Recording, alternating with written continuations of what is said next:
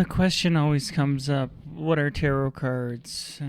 It's pretty weird thinking that they're a computer. It's essentially a quantum mechanic computer. Every card represents a certain amount of energy or a type of energy from a certain source. These pictures on the cards are comics or glyphs. We can read them like. They also sort of express zodiac signs, places in the tree of life. They go to according to astrology. So there's this big nugget of information and osmosis that comes from them. I really do believe in the sort of spiritual laws that help us read or see signs. So it's a sign generator, and people are always asking for signs. You can invoke certain energies and channel energies through these cards. So let's say you want to invoke an angel and talk to an angel, or let's say maybe elemental, something on the astral realm. We are antennas, and we get this sense of being communicating with us, and it goes along this meridian. I do feel like when you have spiritual practices and rituals that go with reading people or tarot cards, they go a long way. Maybe this is like compassion exercises or a sense of working on your sensitivities. The big thing is feeling other people's pain, or knowing when to put up boundaries for the people you read.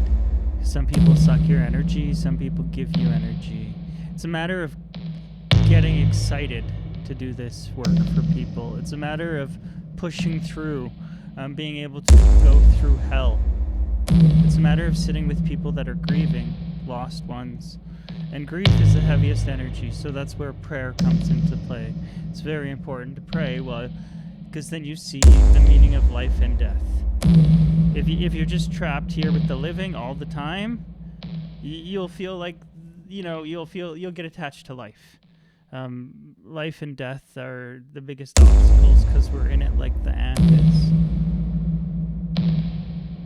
And understanding the karmic ties through tarot is very important, and the paths people will take. We all have our own set DNA, place and time of birth. So it's a truly astounding feat to be alive.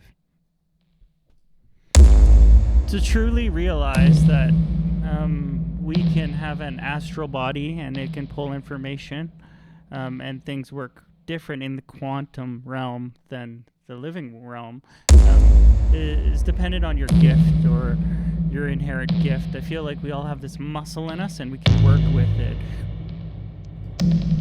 But just like wanting to have muscles, you need to go to the gym. So before I do a session with a client, I usually practice with the cards for about a half an hour, get into a different headspace. It's very vital, especially if there's serious questions. Some days I am so rushed, I read like 14 people in a day, and breathing exercises, listening to funeral hymns is something that gives me power and light. I do feel like it's really crucial to seek some kind of prayer or cleansing while you work with this energy. I do feel like spiritual hygiene is a crucial importance.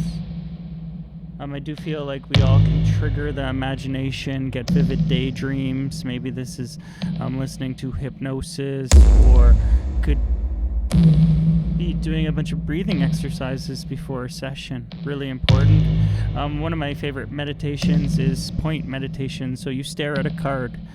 Just put one card down on the table, and you just stare at it, and you just feel the colors for about 3 minutes, the image, and you'll start to get chatter in your brain. You'll start to have these thoughts pop in, and all these things that'll come up around the card and the meaning of the card, or boil under the surface with something about the future.